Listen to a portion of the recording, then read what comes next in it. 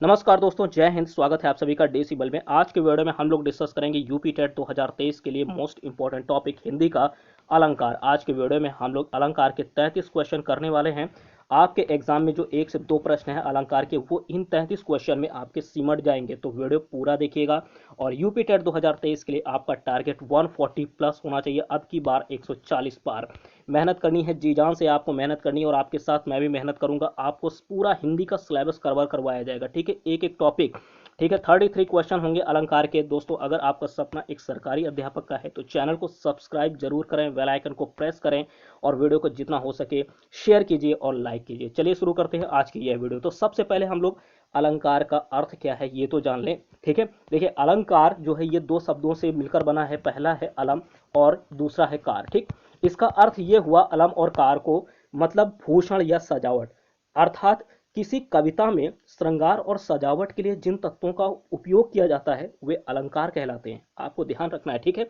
तो इस पूरी वीडियो में हम लोग अलंकार के बारे में डिस्कस करेंगे और एक एक क्वेश्चन सॉल्व करेंगे। तो अलंकार का अर्थ आपने यहाँ पर जान लिया, ठीक है। अब देखिएगा, यहाँ पर जो क्वेश्चन है वो ये लिखा है कि जहां उपमेय का निषेध करके उपमान का आरोप किया जाए वहां कौन सा अलंकार होता है। Very important question. आपने अलंकार का अर्थ समझ लिया कि मतलब भूषण या सजावट, अर्थात किसी कविता में श्रृंगार और सजावट के लिए जिन तत्वों का उपयोग किया जाता है वे अलंकार होते हैं। अब यहाँ पर एक प्रश्न आपसे ये पूछा गया कि जहां उपमेय का निषेध करके उपमान का आरोप किया जाए वहां कौन सा अलंकार होता है। ऑप्शन ए है उपमा अलंकार, बी है उत्प्रेक्ष अलंकार, सी है रूपक अलंकार और डी है अपहुति अलंकार, ठीक। तो देखिएगा, इस क्वेश्चन का राइट आंसर क्या होगा। इसका राइट आंसर सी ऑप्शन होगा। नोट कीजिएगा, सी ऑप्शन यानी रूपक अलंकार। याद रखिएगा कि जहां उपमेय का निषेध करके उपमान का आरोप किया जाए वहां पर रूपक अलंकार होता है। वेरी इंपॉर्टेंट क्वेश्चन, ठीक है। फर्स्ट का राइट आंसर सी ऑप्शन होगा। अगला क्वेश्चन हम लोग सॉल्व करते हैं। अगला क्वेश्चन है अलंकार में। सभी के सभी 33 क्वेश्चन अलंकार से ही हैं और एक एक टॉपिक आपका कवर करवाया जाएगा यूपी टेट 2023 के लिए। चैनल को सब्सक्राइब बिल्कुल कर लीजिए, क्योंकि आपकी हिंदी ही नहीं, सीडीपी, ईवीएस सारे सब्जेक्ट कवर करवाए जाएंगे और सबसे पहले आपको हिंदी कवर करवाई जाएगी, ठीक है। तो हिंदी के और भी वीडियोस आपको प्लेलिस्ट में अवेलेबल हैं, ठीक है। हिंदी प्रैक्टिस सेट के नाम से प्लेलिस्ट है, उसमें सभी वीडियोस और भी अवेलेबल हैं, तो वॉच कीजिएगा। अलंकार की वीडियो में आज हम लोग सॉल्व करने जा रहे हैं सेकंड नंबर क्वेश्चन। देखिए, जहां बिना कारण के कार्य का होना पाया जाए, ठीक। देखिएगा, जहां बिना कार्य के जहां बिना कारण के कार्य का होना पाया जाए वह कौन सा अलंकार होता है, ठीक है। ऑप्शन ए है विशेषोक्ति, बी है वक्रोक्ति, सी है विरोधाभास और डी है विभावना। तो बताइएगा सेकंड का राइट आंसर क्या होता है। सेकंड का राइट आंसर यहां पर होगा डी ऑप्शन, विभावना। याद रखिएगा कि जहां बिना कारण के कार्य का होना पाया जाए वहां पर विभावना अलंकार होता है। कौन सा अलंकार होता है, तो विभावना अलंकार होता है। राइट आंसर डी ऑप्शन होगा। इस तरीके के क्वेश्चन आपको संपूर्ण यूट्यूब पर कहीं पर नहीं मिलेंगे। इंपॉर्टेंट क्वेश्चन है, इसको स्किप मत कीजिएगा, पूरा वीडियो देखिएगा, लास्ट तक देखिए और अपने नोट्स में इसको मेंटेन कर लीजिए, लिख लीजिए, ठीक है। संपूर्ण यूट्यूब पर आपको कहीं पर नहीं मिलेगा। देखिएगा अगला क्वेश्चन थर्ड नंबर है कि निम्न पंक्ति में सही अलंकार का चयन कीजिए, ठीक है। इंपॉर्टेंट है। देखिए, इस तरह की पंक्तियां दी जाती हैं, अगर आप भूल से भी, अगर आप ये सोच रहे होंगे कि मैं ये अलंकार जो है कहीं और से कवर कर लूंगा, तो हो सकता है कवर कर लें, लेकिन कि अभी आपको यहाँ पर मिल रहा है इस तरीके के सभी एग्जाम्पल आपको जो है संपूर्ण यूट्यूब पर कहीं नहीं मिलेंगे। इंपॉर्टेंट है। देखिएगा, पानी विच मीन प्यासी मोही सुन सुन आवे हांसी, तो इसमें कौन सा अलंकार है, इसी तरीके के सभी एग्जाम्पल मैं करवाने वाला हूँ, ठीक है। अतिशयोक्ति, विशेषोक्ति, विभावना या उपमा, ठीक है। थर्ड क्वेश्चन का राइट आंसर होगा बी ऑप्शन, ठीक है। इसका राइट आंसर बी ऑप्शन होगा, पानी विच मीन प्यासी मोही सुनि सुनि आवे हांसी, ठीक। तो यहां देखिए, इसमें अलंकार कौन सा, बी ऑप्शन है, विशेषोक्ति। क्या है, विशेषोक्ति, विशेषोक्ति, बी ऑप्शन राइट आंसर। अगला क्वेश्चन फोर्थ नंबर, और जो भी स्कोर हो आपका, ठीक है, 33 क्वेश्चन है, 33 हैं, और इनमें जो स्कोर हो उसे कमेंट बॉक्स में कमेंट जरूर कीजिएगा, ठीक है। अगला क्वेश्चन, और अगर फिर भी आपके मान लीजिए कम स्कोर होता है तो आप लोग इसके लिए थोड़ा सा, इसमें कोई झिझक की बात नहीं है, प्रैक्टिस करते रहिए, आपका स्कोर जरूर सुधरेगा। हिंदी में 30 ऑफ 30 का स्कोर लेकर के चलिए और ओवरऑल 140 प्लस लेकर के चलिए, जरूर होगा अब की बार 140 पार, 100% होने वाला है आपका, अगर आप हमारे चैनल से जुड़े रहते हैं। तो इस क्वेश्चन में देखिएगा, वही मनुष्य है कि जो मनुष्य के लिए मरे। क्वेश्चन है यहाँ पर, इसमें बताना इस पंक्ति में कौन सा अलंकार है कि वही मनुष्य है कि जो मनुष्य के लिए मरे। बताइएगा इसमें कौन सा अलंकार होगा, ठीक है। ऑप्शन ए है यमक, बी है रूपक, सी है अनुप्रास और डी है श्लेष अलंकार। तो बताइएगा इसमें राइट आंसर क्या होगा। फोर्थ का राइट आंसर होगा ए ऑप्शन। क्या होगा, ए ऑप्शन होगा इसका, यानी यमक अलंकार है। ठीक है, ए ऑप्शन यमक अलंकार, वही मनुष्य है कि जो मनुष्य के लिए मरे, यहाँ पर यमक अलंकार होगा। अगला क्वेश्चन फिफ्थ नंबर, कि निम्न पंक्तियों में अलंकार है, कौन सा अलंकार है। उस काल मारे क्रोध के तनु कांपने उसका लगा, मानो हवा के जोर से सोता हुआ सागर जगा। आपको इन पंक्तियों में बताना है कि कौन सा अलंकार है। इंपॉर्टेंट है ये वीडियो, ठीक है। तो देखिएगा इसमें जो इसका ऑप्शन है वो है अन्योक्ति, बी है यमक, सी है उपमा और डी है उत्प्रेक्षा। तो फिफ्थ का राइट आंसर नोट कीजिए, डी ऑप्शन होगा उत्प्रेक्षा। ठीक है, उत्प्रेक्षा अलंकार होगा यहाँ पर डी ऑप्शन राइट आंसर। आपको यहाँ पर ध्यान देना है कि उत्प्रेक्षा अलंकार के लिए यहाँ पर कुछ मैं शब्द बताने वाला हूँ, उनको आपको ध्यान रखना है। मनु मान मानो जनहु जनु जान जानो। ठीक है, आपको ये शब्द नोट कीजिएगा, मनु मान नोट कीजिए, मानो। ठीक, ये नोट किया, मनु मान मानो। और इसके बाद और भी शब्द हैं, जनु जानु जान जानो। ठीक है, जनु जान जानो। और साथ ही जनहु लिख लीजिएगा, ज न हा में छोटे ऊ की मात्रा, ऊपर चंद्र बिंदी, जनहु। मनु मान मानो जनु जान जानो जनहु। ठीक है, और ज्यों, एक और शब्द नोट कीजिए, ज्यों। ये नोट कर लिया ना। ठीक, फिर से मैं बता रहा हूँ, मनु मान मानो। ठीक, लिख लीजिए, मनु मान मानो। ठीक, और आपने अभी वो तो लिखा ही है, जनु जान जानो और जनहु, और ज्यों लिख लीजिएगा। ये जिस भी पंक्तियों में आपको दिख जाए ना, ये एक शॉर्ट ट्रिक है। जिन पंक्तियों में अगर कि कोई आपको एक पंक्ति दी गई है, दो पंक्ति दी गई है, उसमें से पूछा जाए कि इन पंक्तियों में कौन सा अलंकार है, आपको इनमें से वो शब्द अगर मिल जाए तो इसका मतलब ये है कि यहाँ पर उत्प्रेक्षा अलंकार है। तो देखिए, मानो मिला कि नहीं मिला। ठीक, मैंने आपसे कहा मनु मान मानो, मनु मान मानो, यहाँ पर देखिए मानो शब्द मिला कि नहीं मिला। ठीक, तो इसका मतलब है कि यहाँ पर कौन सा अलंकार होगा, यहाँ पर मानो मिल गया। ठीक, यहाँ पर आके मात्रा लगा लीजिए, मनुमान मानो। तो इसका अर्थ ये हुआ कि यहाँ पर उत्प्रेक्षा अलंकार होगा। ये आपको ऐसे ही पकड़ना है। ठीक है, कहीं ना कहीं इनमें से कोई ना कोई एक शब्द जरूर मिलेगा जो मैंने यहाँ पर आपको लिखवाया, मनुमान मानो, जनहु जान जानो, जनहु और ज्यों। ठीक है, इनमें से कोई ना कोई एक शब्द जरूर मिलेगा अगर आपसे उत्प्रेक्षा अलंकार पूछा जा रहा है तो। ठीक, डी ऑप्शन राइट आंसर। अगला क्वेश्चन 6 नंबर, भारत के समभारत है, कौन सा अलंकार होगा। भारत के समभारत है, कौन सा अलंकार होगा। ऑप्शन ए है अनन्वय, बी है उपमा, सी है यमक और डी है रूपक। तो देखिए इस क्वेश्चन का राइट आंसर होगा ए ऑप्शन। कौन सा होगा, भारत के समभारत है, इसमें अलंकार होगा अनन्वय। ठीक, ए ऑप्शन राइट आंसर। मैं बता रहा हूँ काफी इंपॉर्टेंट क्वेश्चन है, आप लोग खुद देख रहे होंगे तो इनको अपने नोट्स में जरूर नोट कीजिएगा। ठीक है, आपकी बार 140 बार आपको लाना है। ठीक है, आपके साथ मैं भी मेहनत करूंगा। आपको रोज सुबह 8 बजे हमारे चैनल पर यूपी टेट 2023 की क्लासेस अवेलेबल हैं, तो जरूर आप लोग सुबह के टाइम 8 बजे, ठीक है, सोते मत रहा करिए। ठीक है, सुबह के टाइम 8 बजे यूपी टेट 2023 के लिए, ठीक है, क्लासेस अवेलेबल हैं, तो जरूर वॉच कीजिए। ठीक है, जरूर वॉच कीजिए, आपका स्कोर निश्चित तौर पर 140 प्लस में रहेगा। ठीक, अगला क्वेश्चन 7 नंबर, जहां शब्दों, शब्दांशों, ठीक है, या वाक्यांशों की आवृत्ति हो किंतु उनके अर्थ भिन्न हो। नोट कीजिएगा, अर्थ भिन्न हो। शब्दों, शब्दांशों या वाक्यांशों की आवृत्ति हो लेकिन किंतु उसके अर्थ भिन्न हो, तो वहां निम्नलिखित में से कौन सा अलंकार होगा। ऑप्शन ए है रूपक, बी है यमक, सी है श्लेष और डी है वक्रोक्ति। तो देखिए इस क्वेश्चन का 7th का राइट आंसर होगा बी ऑप्शन। कौन सा होगा, बी, यानी यमक अलंकार होगा। मतलब जहां शब्दों, वाक्यांशों, शब्दांशों की आवृत्ति हो लेकिन अर्थ जो है अलग अलग होता है, तो वहां पर होता है यमक अलंकार। आपने पढ़ा होगा। ठीक, और ये शब्दालंकार के भेद है, शब्दालंकार के भेद है, इसकी डिटेल वीडियो में आपको जल्दी करवाऊंगा। ठीक है, इसका डिटेल वीडियो भी आएगा। अगला क्वेश्चन 8th नंबर है, बूंद आघात सहे गिर कैसे, खल के बचन संत सह कैसे। ठीक है, सह जैसे। तो देखिएगा इसमें कौन सा अलंकार होगा। ठीक, 8th नंबर क्वेश्चन जो है काफी इंपॉर्टेंट है, और देखिए जब इसका आंसर मैं आपको बताऊंगा तो आप एक बार इसमें सोचेंगे कि ये अलंकार होता भी है कि नहीं। तो देखिए कि बूंद आघात सहे गिर कैसे, खल के बचन संत सह जैसे। तो ऑप्शन में देखिएगा आपके पास है रूपक, बी है उपमा, सी है उदाहरण और डी है उत्प्रेक्षा। तो भैया इसका राइट आंसर ना तो उपमा होगा, ना ही रूपक होगा और ना ही उत्प्रेक्षा होगा। इसका राइट आंसर क्या जाएगा, उदाहरण। ठीक, आप सोच रहे होंगे ये कौन सा अलंकार है। उदाहरण भी एक अलंकार होता है। कौन सा, यह अलंकार दृष्टांत अलंकार से इस अर्थ में भिन्न है कि इसके वाचक शब्द, ध्यान से सुनिएगा, वाचक शब्द ज्यों, ठीक है, जैसे आपको यहाँ पर मिला ना जैसे, ये देखिए यहाँ पर ये जैसे शब्द, ध्यान दीजिएगा, ज्यों जैसे, ठीक। आगे देखिएगा आदि का प्रयोग होता है, ठीक। उदाहरण अलंकार क्या होता है कि यह अलंकार जो है दृष्टांत अलंकार से इस अर्थ में भिन्न है कि इसके वाचक शब्द ज्यों कॉमा जैसे आदि का प्रयोग होता है। इसके अलावा क्या है कि दृष्टांत में कवि का ध्यान उपमान वाक्य पर विशेष रहता है, लेकिन उदाहरण में उपमेय वाक्य पर रहता है। आपको ध्यान रखना है इस बात का कि दृष्टांत में क्या रहता है कि दृष्टांत में कवि का जो ध्यान है वो उपमान वाक्य पर विशेष रूप से रहता है, लेकिन उदाहरण में क्या होता है, उदाहरण अलंकार में उपमेय पर होता है। किस पर होता है, उपमेय पर होता है, ठीक है।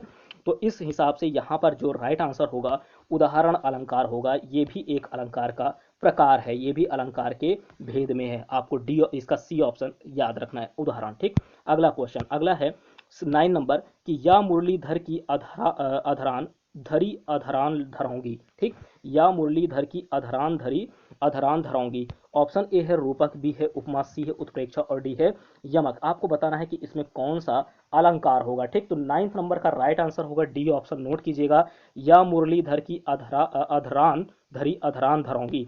यमक, आपको पता है ना यमक का अर्थ क्या होता है, जहां शब्दों की शब्दांशों की पुनरावृत्ति हो लेकिन अर्थ जो है अलग अलग हो, वहां पर होता है यमक अलंकार। और देखिए यहाँ पर अधरान अधरान 2 बार जो है ये रिपीट हुआ है और दोनों का अर्थ अलग है, इसलिए यहाँ पर राइट आंसर होगा डी ऑप्शन, यमक अलंकार। अगला क्वेश्चन 10 नंबर है, नीर भरे नित प्रति रहें तऊ न प्यास बुझाई। पंक्ति में कौन सा अलंकार है, नीर भरे नित प्रति रहें तऊ न प्यास बुझाई। ऑप्शन ए है विशेषोक्ति, बी है उपमा, सी है विभावना और डी है अतिशयोक्ति। देखिए अतिशयोक्ति वाले तो बहुत ही सिंपल होते हैं, अतिशयोक्ति वाले बहुत ही सिंपल होते हैं। इसके एग्जाम्पल मैं आपको अभी यहाँ पर दूंगा, ठीक है। एग्जाम्पल कुछ ना कुछ यहाँ पर एक आध एग्जाम्पल मैं आपको अतिशयोक्ति के बताऊंगा। तो सबसे पहले यहाँ पर इस क्वेश्चन का आंसर देखते हैं। यहाँ पर आंसर क्या होगा, 10th का ए ऑप्शन होगा विशेषोक्ति। क्या होगा, विशेषोक्ति होगा। आपको ध्यान रखना है कि नीर भरे नित प्रति रहें तऊ न प्यास बुझाई में विशेषोक्ति है, क्या है, विशेषोक्ति है, आपको याद रखना है, ठीक। अगला क्वेश्चन देखते हैं, अगला है यहाँ पर, अगला है देखिएगा 11th नंबर कि पीपर पात सरस मन डोला में जो है मन क्या है। आपको बताना है पीपर पात सरस मन डोला में मन क्या है। यहाँ पर ऑप्शन ए, ये जो मन शब्द है ना, मन शब्द आप देख रहे हैं, ये मन शब्द, इसका ये क्या है आपको बताना है। ऑप्शन ए है वाचक है, बी है उपमेय है, सी है उपमान है या डी है धर्म है। तो बताइएगा इसका राइट आंसर क्या होगा। इस क्वेश्चन का राइट आंसर होगा, इसमें जो मन है, ध्यान से सुनिएगा, मन जो है ये क्या है, उपमेय है। क्या है भैया, उपमेय है। राइट आंसर बी ऑप्शन होगा, बी ऑप्शन, ठीक। अभी मैंने आपको बताया कि अतिशयोक्ति के कुछ उदाहरण मैं आपको बताऊंगा, तो आप लोग लास्ट तक बने रहिएगा। अतिशयोक्ति के उदाहरण हम लोग लास्ट में देखेंगे, बहुत ही आसान होते हैं। अगर अतिशयोक्ति का कोई भी उदाहरण आपसे दिया जाता है और कहा जाता है कि बताइए इसमें अलंकार कौन सा होगा, अभी मैं बताऊंगा, सारे के सारे एक वीडियो आज इसी वीडियो में कवर हो जाएंगे, ठीक है। 12 नंबर है, देखिएगा ये भी काफी इंपॉर्टेंट। उस तपस्वी से लंबे थे देवदार दो चार खड़े, ठीक है। देवदार दो चार खड़े, ध्यान से पढ़िए, इसको पढ़ लीजिएगा पहले कि उस तपस्वी से लंबे थे देवदार दो चार खड़े, ठीक है। इसमें कौन सा अलंकार है। ऑप्शन ए है, नोट कीजिएगा, ऑप्शन ए आपका यहाँ पर है अतिशयोक्ति, बी है श्लेष, सी है प्रतीप, प्रतीप ये भी प्रतीप भी होता है और परिसंख्य। तो बताइएगा कौन सा अलंकार है। इस क्वेश्चन का राइट आंसर सी ऑप्शन होगा, प्रतीप। क्या होगा, प्रतीप होगा, राइट आंसर सी ऑप्शन। अब प्रतीप होता क्या है, प्रतीप होता है उपमेय को उपमान बना देना ही प्रतीप होता है। उपमेय को नोट कीजिएगा, प्रतीप उपमेय को उपमान बना देना, उपमेय को उपमान बना देना यही प्रतीप होता है, प्रतीप अलंकार होता है उपमेय को उपमान बनाना, यानी सी ऑप्शन राइट आंसर होगा यहाँ पर। अगला क्वेश्चन 13 नंबर कि जब उपमेय में उपमान की संभावना प्रकट की जाए, जब उपमेय में उपमान की संभावना प्रकट की जाए तब कौन सा अलंकार होगा। ऑप्शन ए दीपक अलंकार, बी है उत्प्रेक्षा अलंकार, सी है रूपक अलंकार और डी है उपमा अलंकार। बताइएगा इसका राइट आंसर क्या होगा। तो 13 का राइट आंसर भैया नोट कीजिएगा, बी ऑप्शन है उत्प्रेक्षा अलंकार। उत्प्रेक्षा अलंकार राइट आंसर होगा। जब उपमेय में उपमान की संभावना प्रकट की जाए तो वहां पर उत्प्रेक्षा अलंकार होता है। काफी इंपॉर्टेंट क्वेश्चन है, आप लोग देख रहे होंगे, ठीक है। पूरा वीडियो देखिएगा, आपका एग्जाम में जो भी अलंकार के क्वेश्चन पूछे जाते हैं एक से तो सब कुछ इसी 33 क्वेश्चन में आपके कवर होने वाले हैं, ठीक है। और भी इसके अलावा भी मैं अलंकार की वीडियो लेकर के आऊंगा, बस आप इसको जो है जितना हो सके लाइक कीजिए, ठीक है, शेयर कीजिए और चैनल पर अगर नए हैं तो सब्सक्राइब जरूर करें। 14 नंबर क्वेश्चन, निम्न में से कौन सा अर्थालंकार है। तो देखिए अर्थालंकार कि आपको भेद पता होना चाहिए। तो यमक अलंकार, श्लेष अलंकार, रूपक अलंकार और वक्रोक्ति अलंकार, आपको बताना है इनमें से कौन सा अर्थालंकार है? तो इस क्वेश्चन का राइट आंसर क्या होगा? सी ऑप्शन होगा, रूपक। रूपक क्या है? रूपक अर्थालंकार। यमक और श्लेष ये किस में आते हैं? ये आते हैं शब्दालंकार में। किस में आते हैं? शब्दालंकार में। राइट आंसर आपका सी ऑप्शन जाएगा, रूपक अलंकार। आपको पता होना चाहिए कि अर्थालंकार में कौन है, आपका रूपक अलंकार होगा अर्थालंकार में। ठीक, आगे बढ़ते हैं। अगला क्वेश्चन है 15 नंबर।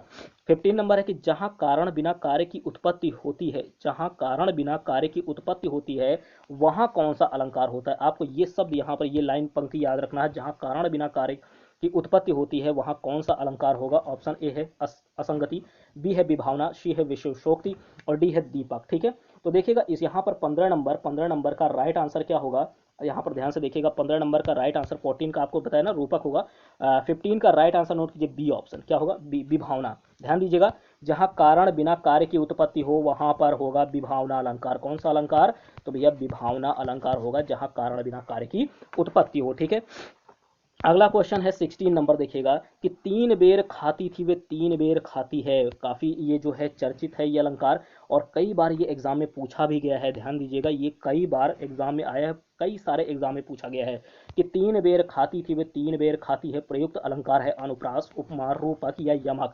और देखिएगा अगर आपने जब आपने बोर्ड परीक्षा कभी दी होगी, ठीक है, 10th की या 12th की, ठीक है, या 11th में, तो देखिए ध्यान से जब भी आपने ये बोर्ड परीक्षाएं दी होंगी 10th और 12th में, ठीक है, 11th में तो स्कूल में ही एग्जाम होते हैं, तो यहाँ देखिएगा इस तरीके के एग्जाम्पल पूछे जाते थे। ठीक है, 3 बेर खाती थी वे 3 बेर खाती है, तो 10th और 12th में भी इस तरीके के एग्जाम्पल आते थे। काफी आसान से हैं, आपने पढ़े होंगे।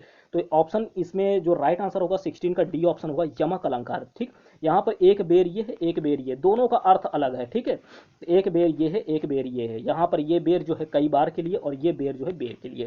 तो ध्यान दीजिएगा, डी ऑप्शन इसका राइट आंसर होगा। अगला क्वेश्चन 17 नंबर। दीप सा मन जल चुका है, दीप सा मन जल चुका है, पंक्ति में वाचक शब्द कौन सा है? वाचक शब्द कौन सा है? दीप सा मन जल चुका है। ऑप्शन ए है जल चुका है। आपको वाचक बताना है। ध्यान दीजिएगा, सब में अलंकार ही नहीं, अलंकार क्या एग्जाम्पल दिया गया, आपको वाचक, उपमेय, उपमान कुछ भी पूछ सकता है अलंकार में। जरूरी नहीं कि सिर्फ अलंकार ही पूछे, आपसे वाचक पूछ सकता है, या पूछ सकता है कोई उपमेय क्या है या उपमान क्या है। ठीक है, तो देखिएगा इसमें राइट आंसर जो है ऑप्शन ए है जल चुका, बी है दीप, सी है सा और डी है मन। तो इस क्वेश्चन का राइट आंसर 17 का नोट कीजिए, सी ऑप्शन होगा सा। ठीक, यहाँ पर ये जो सा शब्द है, ये दीप नहीं हटा दीजिए, ठीक है, ये सा शब्द, ठीक, ये सिर्फ सा, तो ये जो शब्द है आपको दिख रहा होगा, ये क्या है? वाचक है। क्या है? वाचक है, सिर्फ ये सा सा। ठीक, तो इस क्वेश्चन का राइट आंसर आप समझ गए होंगे क्या है, सी ऑप्शन है सा। अगला क्वेश्चन 17 नंबर। संदेशन मधुबन कृप भरे, संदेशन मधुबन कृप भरे में कौन सा अलंकार है? अच्छा एग्जांपल है, ऑप्शन ए है रूपक, बी है अन्योक्ति, सी है वक्रोक्ति और डी है अतिशयोक्ति। मैंने आपसे कहा कि अतिशयोक्ति के एग्जांपल लास्ट में बताऊंगा आपको, तो लास्ट तक बने रहिएगा, इंपॉर्टेंट है। और अतिशयोक्ति की यहाँ से कोई भी एग्जांपल आएगा ना, आपका देखते ही एकदम सही हो जाएगा। ठीक है, आप देखते ही 1 सेकंड में उसका राइट आंसर सेलेक्ट कर सकेंगे। तो देखिए 18 में जो राइट आंसर है आपका डी ऑप्शन है। क्या है? डी, अतिशयोक्ति है कि संदेशन मधुबन कृप भरे, संदेशन मधुबन कृप भरे, इसमें कौन सा है? अतिशयोक्ति अलंकार होगा। डी ऑप्शन आपका 18 का राइट आंसर है। ठीक, अगला क्वेश्चन है नवल सुंदर श्याम शरीर में कौन सा अलंकार होगा? नवल सुंदर श्याम शरीर में कौन सा अलंकार है ऊपर? और ऑप्शन ए है रूपक, बी है उल्लेख, सी है उपमा और डी है अतिशयोक्ति। तो नवल सुंदर श्याम शरीर, तो इस क्वेश्चन का राइट आंसर होगा बी ऑप्शन, उल्लेख। उल्लेख अलंकार है नवल सुंदर श्याम शरीर। ठीक है, इंपॉर्टेंट है, उल्लेख भी एक अलंकार है। ठीक है, बी ऑप्शन। अगला क्वेश्चन, डिटेल वीडियो में आपको सभी की परिभाषाएं एग्जाम्पल के साथ बताऊंगा। ठीक है, यहां पर आपको आंसर बता रहा हूं। अगला क्वेश्चन 20 नंबर। अब अली रही गुलाब में अपत कटीली डर में। ठीक, यहां पर नोट कीजिएगा पंक्ति, अब अली रही गुलाब में अपत कटीली डार में। ठीक है, कौन सा अलंकार होगा आपको बताना है। ऑप्शन ए है उपमा, बी है उत्प्रेक्षा, सी है अतिशयोक्ति और डी है अन्योक्ति। तो देखिएगा 20 का राइट आंसर होगा आपका डी ऑप्शन। क्या होगा? डी ऑप्शन, यहाँ पर अन्योक्ति। क्या होगा? अन्योक्ति अलंकार है। ठीक, अगला क्वेश्चन नोट कीजिएगा 21 नंबर। पूरे 33 क्वेश्चन है, थोड़ा सा टाइम जरूर लगेगा, लेकिन आपके सभी क्वेश्चन जो एग्जाम में पूछे जाएंगे ना, अगर अलंकार का कोई भी एग्जाम्पल, तो आपका जरूर कवर हो जाएगा। देखिएगा ऑप्शन एक क्वेश्चन है कि पटपीत मानहु तड़ित रुचि सुचि नौमि जनक सुतावरम। ठीक है, सुना होगा आपने। ठीक है, पटपीत मानहु तड़ित रुचि सुचि नौमि जनक सुतावरम। ठीक है, श्री राम स्तुति में यह आता है, श्री राम स्तुति में। ठीक है, तो बताइएगा इसमें से बहुत ही अच्छी पंक्तियां हैं कि पटपीत मानव तड़ित रुचि शुचि नौमि जनक सुतावरम। ऑप्शन ए है उत्प्रेक्षा, बी है उपमा, सी है रूपक और डी है उदाहरण। कौन सा अलंकार होगा? अगर आपने शुरू से अब तक लास्ट तक, ठीक है, अब तक यहाँ तक 21 नंबर तक ध्यान से मैंने जो कुछ भी आपको उदाहरण या जो भी ट्रिक बताई है उसको आपने ध्यान दिया होगा तो ये देखते ही आपका सही हो गया होगा। इसमें भैया देखिए मैंने आपको बताया कि मनु मान मानो जनहु जान जानो, मनुमान मानहु, तो यहाँ पर मानहु मिला कि नहीं मिला? मानो मिला ना, तो इसका मतलब यहाँ पर कौन सा अलंकार होगा? उत्प्रेक्षा होगा। क्या होगा? उत्प्रेक्षा। तो 21 का राइट आंसर क्या होगा? ए ऑप्शन होगा। ठीक, ए ऑप्शन ध्यान दीजिएगा, उत्प्रेक्षा अलंकार 21 का राइट आंसर होगा उत्प्रेक्षा अलंकार। ठीक, पट पीत मानव तड़ित रुचि शुचि नौमि जनक सुतावरम, तो यहाँ पर राइट आंसर ए ऑप्शन होगा। अगला क्वेश्चन, अगला है 22 नंबर। उपमेय उपमेय पर उपमान का अभेद आरोप होने पर होता है, उपमेय पर उपमान का अभेद आरोप होने पर होता है कौन सा अलंकार? उपमा अलंकार या उत्प्रेक्षा अलंकार या रूपक अलंकार या फिर श्लेष अलंकार? तो बताइएगा इसका राइट आंसर क्या होगा?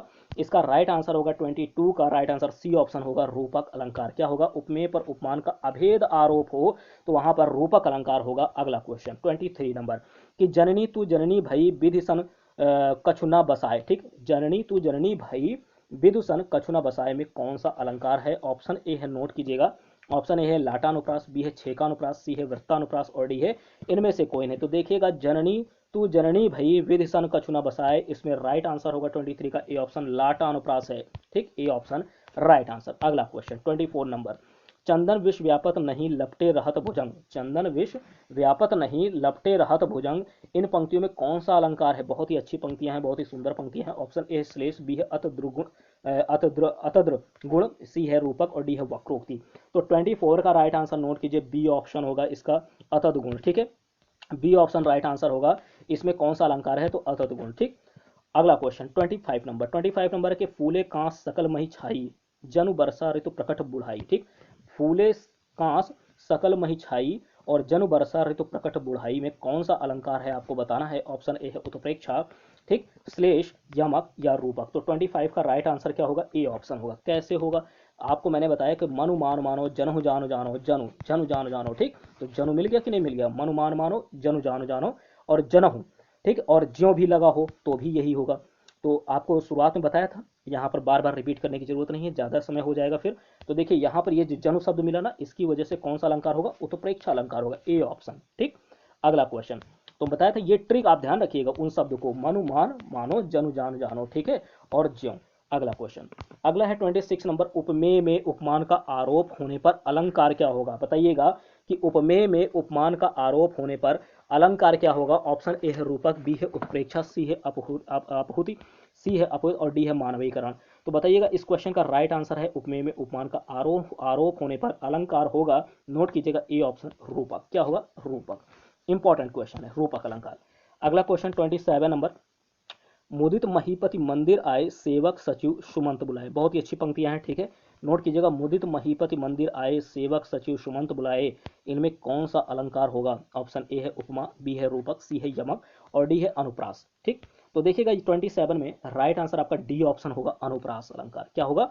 अनुप्रास अलंकार। आपको पता है अनुप्रास अलंकार, इस क्वेश्चन का राइट आंसर डी ऑप्शन होगा। ठीक, अनुप्रास, मुदित महीपति मंदिर आए सेवक सचिव सुमंत बुलाए। ठीक, यहाँ पर ये म, ठीक है, जब वर्णों की आवृत्ति होती है तो वहां पर अनुप्रास अलंकार होता है, म, और यहाँ पर फिर देखिए स श बार बार आवृत्ति हो रही है, माँ की आवृत्ति और सा की आवृत्ति, माँ शब्द और सा, माँ वर्ण और सा वर्ण, वर्ण की ध्यान दीजिएगा, वर्ण की, माफ कीजिएगा, शब्द नहीं वर्ण। ठीक, तो जब इनकी आवृत्ति होती है तो वहां पर अनुप्रास अलंकार होता है। ठीक, और जब शब्दों की आवृत्ति होती है तब वहां पर क्या होता है? यमक होता है। भी याद रखना है आपको, जब शब्दों की आवृत्ति हो या शब्दांशों की हो तब वहां पर यमक होता है, लेकिन जब वर्ण की आवृत्ति हो तो या वर्णों की आवृत्ति हो तो वहां पर क्या होगा? आपका अनुप्रास अलंकार। तो यहाँ पर जो है आपका अनुप्रास अलंकार होगा, आप लोग समझ चुके होंगे। ठीक, क्योंकि म यहाँ पर देखिए माँ वर्ण माँ वर्ण माँ वर्ण, ठीक, यहाँ पर सा वर्ण सा वर्ण सा वर्ण बार बार आ रहा है। ठीक, इसलिए आपका अलंकार होगा अनुप्रास। अगला क्वेश्चन 28 नंबर, पायो जी मैंने राम रतन धन पायो, प्रस्तुत पंक्तियों में कौन सा अलंकार है? ठीक है, तो देखिएगा बहुत ही इंपॉर्टेंट, ये बहुत ही अच्छी पंक्ति है, इंपॉर्टेंट भी है। ठीक है, और इस पर तो आप लोगों ने गाना भी सुना होगा, ठीक है, सॉन्ग भी सुना होगा। तो ये बताइएगा इसमें कौन सा अलंकार है? खूब सॉन्ग सुना होगा। देखिए ऑप्शन ए है श्लेष अलंकार, बी है यमक अलंकार, सी है रूपक और डी है लाटानुप्रास। तो बताइएगा भैया, पायो जी मैंने राम रतन धन पायो, ठीक है, इस सॉन्ग में, सॉन्ग भी तो है ये, ठीक है, सुना होगा आप लोगों ने, तो इसमें कौन सा अलंकार है बताइए? पंक्तियां भी हैं और अच्छी पंक्तियां हैं। इसमें राइट आंसर होगा 28 का सी ऑप्शन। कौन सा होगा? रूपक अलंकार है भैया, ठीक है। पायो जी मैंने राम रतन धन पायो में रूपक अलंकार है। कौन सा अलंकार है? रूपक। बहुत ही अच्छा है ये, ठीक है, इसको स्टार लगा लीजिए, इंपॉर्टेंट है। इस तरीके के क्वेश्चन एग्जाम में पूछे जा सकते हैं। अगला क्वेश्चन है 29 नंबर, जो रहीम गतिदीप की कुल कपूत गति सोए, प्रस्तुत पंक्ति में कौन सा अलंकार है भैया? बताइए, इंपॉर्टेंट है, अच्छी पंक्ति है। जो रहीम गतिदीप की कुल कपूत गति सोए, इसमें कौन सा अलंकार है? ऑप्शन ए है श्लेष, बी है यमक, सी है वक्रोक्ति और डी है लाडानुप्रास। तो बताइएगा 29 का राइट आंसर क्या होगा? 29 का राइट आंसर है ए ऑप्शन। क्या होगा भैया? ए ऑप्शन होगा श्लेष अलंकार। कौन सा अलंकार? श्लेष अलंकार है, जो रहीम गतिदीप की कुल कपूत गति हो, ठीक, यहाँ पर श्लेष अलंकार। अगला क्वेश्चन 30 नंबर, कुल कानन कुंडल मोर पखा उर्पे बनमाल विराजती है, ठीक, अच्छी पंक्तियां हैं, नोट कीजिएगा। कुल कानन कुंडल मोर पखा, ठीक, उर्पे बनमाल विराजती है, इन पंक्तियों में कौन सा अलंकार होगा? ऑप्शन ए है यमक, बी है वक्रोक्ति, सी है अनुप्रास और डी है श्लेष। तो देखिएगा 30 नंबर का राइट आंसर होगा सी ऑप्शन। कौन सा होगा? सी ऑप्शन यहाँ पर होगा अनुप्रास। तो देखिएगा यहाँ पर कावर्ण, ठीक, कावर्ण यहाँ पर कई बार आया है। क कुल कानन कुंडल, इनमें कौन सा वर्ण आ रहा है? का वर्ण ही तो आ रहा है, इसकी बार बार जो है पुनरावृत्ति हो रही। तो अगर किसी वर्ण की बार बार पुनरावृत्ति होती है तो वहां पर कौन सा अलंकार होगा? किसी पंक्ति में अगर बार बार किसी वर्ण की आवृत्ति हो तो वहां पर अनुप्रास अलंकार होता है, ठीक। तो कुल कानन कुंडल मोर पका उर्पे बनमाल विराजती है में अनुप्रास अलंकार होगा, ठीक है। अगला क्वेश्चन, अगला है, नोट कीजिए 31 नंबर, क्योंकि मैंने आपको स्टार्टिंग में बताया था 33 क्वेश्चन कराने वाला हूं और इन्हीं 33 में आपके सभी क्वेश्चन आ जाएंगे, कवर हो जाएंगे, ठीक है। और इस अगर नहीं भी होते तो मैं आपको दूसरी वीडियो जल्दी ही प्रोवाइड करूंगा, ठीक है। इतनी प्रैक्टिस करवा दूंगा कि यूपी टेट 2023 में आपका कोई भी क्वेश्चन हिंदी का गलत ना होने पाए, बस ये टारगेट रखो। तो 30 ऑफ 30 होना चाहिए, 29 भी नहीं होना चाहिए, 30 में 30, इतना आपको प्रैक्टिस करके जाना है, ठीक है। और प्रीवियस ईयर क्वेश्चन पेपर ये लगाते रहना, ठीक। अगर नहीं लगाए हो तो चैनल पर आपको अवेलेबल हैं, ठीक है, प्रीवियस ईयर क्वेश्चन पेपर, उन्हें भी जरूर लगाइए, ठीक है। जो लोग पूरी वीडियो देख रहे हैं, निश्चित तौर पर आपके 30 ऑफ 30 एक दिन जरूर आएंगे यूपी टेट 2023 में। अभी एग्जाम होगा तो, लेकिन आपको बने रहना है लास्ट तक, ठीक है। चैनल को सब्सक्राइब कर लीजिए। तो देखिए, खग कुल कुल कुलसा बोल रहा, खग कुल कुल कुलसा बोल रहा, कौन सा अलंकार होगा इन पंक्तियों में? ऑप्शन ए है उपमा, बी है यमक, सी है रूपक और डी है इनमें से कोई नहीं। तो खग कुल कुल कुलसा बोल रहा, 3 बार है भैया यहाँ पर कुल, ठीक, 3 बार कुल है। तो देखिए 31 का राइट आंसर क्या होगा? बी ऑप्शन होगा।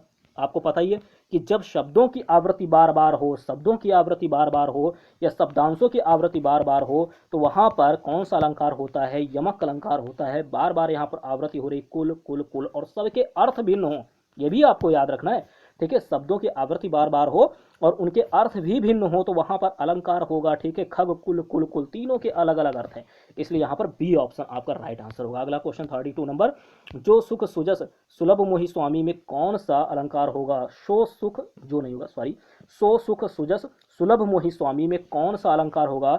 ऑप्शन ए है उत्प्रेक्षा, बी है अनुप्रास, सी है रूपक और डी है यमक। 32 का राइट आंसर आपका होगा बी ऑप्शन। कौन सा होगा? अनुप्रास। आपको यहाँ पर दिख रहा होगा कि अनुप्रास में जब भी वर्णों की आवृत्ति होती है तो वहां पर अनुप्रास अलंकार होता है। सावर्ण यहाँ पर ये रिपीट हुआ है, सावर्ण, ठीक। देखिए इसमें सो सुख और सुजस, यहाँ पर सुलभ, ठीक, सावर्ण की आवृत्ति बार बार हो रही, यहाँ पर क्या होगा? अनुप्रास अलंकार। देखते ही टिक कीजिए, ठीक। अगला क्वेश्चन 33 नंबर, और इसके बाद मैंने आपसे कहा था अतिशयोक्ति के एग्जाम्पल बताऊंगा, ठीक है। तो देखिए श्लेष अलंकार, श्लेष अलंकार होता है, क्या होता है? ऑप्शन ए है उभयालंकार, बी है अर्थालंकार, सी है शब्दालंकार और डी है इनमें से कोई नहीं। मैंने आपको स्टार्टिंग में बताया था श्लेष अलंकार ये जो होता है ये किसका है? शब्दालंकार का भेद है, ठीक है। तो देखिएगा ये इसका राइट आंसर सी ऑप्शन होगा। श्लेष अलंकार क्या है? ये शब्दालंकार, आपको पता होना चाहिए, ठीक है। शब्दालंकार इंपॉर्टेंट है ये। तो आपने अगर शुरू से अब तक वीडियो देखी होगी तो कुछ क्वेश्चन के आप तो देखते ही राइट आंसर यहाँ पर सेलेक्ट किए होंगे, ठीक। तो ये 33 क्वेश्चन आपने यहाँ पर पूरे पढ़े। 33 में आपके कितने सही हुए कमेंट बॉक्स में ईमानदारी से कमेंट कीजिएगा। अगर कम सही हुए हैं तो आप लगातार अपनी प्रैक्टिस करते रहिए, ठीक है। अगर प्रैक्टिस करते रहेंगे तो एक दिन निश्चित तौर पर आपके पूरे में पूरे क्वेश्चन आपके सही होने वाले हैं, क्योंकि प्रैक्टिस ही जो है सबसे यहाँ पर जरूरी है। प्रैक्टिस करेंगे तो जरूर आपके सही होंगे।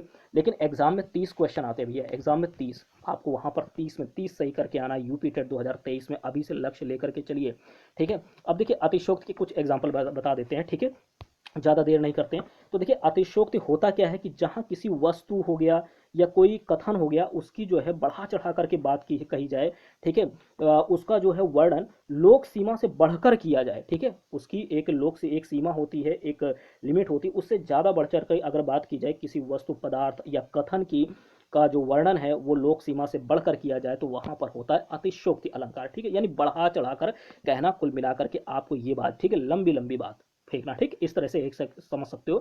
तो जब बढ़ा चढ़ा करके कहीं पर बात की जाती है तो पूछा जाए वहां पर कौन सा अलंकार होगा, आपको पंक्तियां दे दी जाएं तो आप बताइएगा कि वहां पर अतिशयोक्ति अलंकार होता है, जहां पर वह जो है कोई बात बढ़ा चढ़ा करके कही जाती है। अब जैसे कि आपसे एक यहाँ पर एग्जाम्पल दे दिया, जैसे कि आगे नदियां पड़ी अपार, घोड़ा कैसे उतरे पार, राणा ने सोचा इस पार, तब तक चेतक था उस पार। तो देखिए यहाँ पर आपने ये काफ़ी जो है अच्छी ये पंक्तियाँ कई बार आपने सुनी होंगी, ठीक है, ये पंक्तियाँ कई बार सुनी होंगी कि आगे नदियाँ पड़ी अपार, ठीक है, आगे नदी है, आगे नदी है, ठीक है, और मान लीजिए घोड़ा उस पार है, घोड़ा कैसे उतरे पार, राणा ने सोचा इस पार, तब तक चेतक था उस पार, ठीक, यानी जब तक राणा ने सोचा तब तक घोड़ा जो है नदी के उस पार पहुंच चुका था। तो देखिए ये चीज इतनी जल्दी संभव नहीं है, तो राणा अभी सोच ही रहे थे कि घोड़ा नदी के पार हो गया, तो ये यथार्थ में असंभव है, ठीक है। तो इसका मतलब क्या है, यहाँ पर बढ़ा चढ़ा करके बात कही गई, अर्थात यहाँ पर अतिशयोक्ति अलंकार होगा। कौन सा अलंकार होगा, अतिशयोक्ति अलंकार होगा भैया, ठीक। और इसी तरह से एक एग्जाम्पल और आप ले सकते हैं, ठीक, जैसे लंका कांड, ठीक है, लंका कांड मतलब हनुमान जी ने जब लंका में आग लगाई थी, हनुमान जी ने जब लंका में आग लगाई थी, तो उससे आप एक एग्जाम्पल समझ सकते हैं कि हनुमान की पूंछ में लगन न पाई आग, लंका सिगरी जल गई, गए निशाचर भाग। यहाँ हनुमान जी की पूंछ में आग लगने से पहले ही लंका के जल जाने का उल्लेख किया गया है। तो जब तक आग नहीं लगेगी तब तक कैसे वहां पर सब कुछ जो है जल जाएगा। तो एक तरह से यहाँ पर जो है अतिशयोक्ति अलंकार है इन पंक्तियों में, आपको, ठीक है, ध्यान रखना है।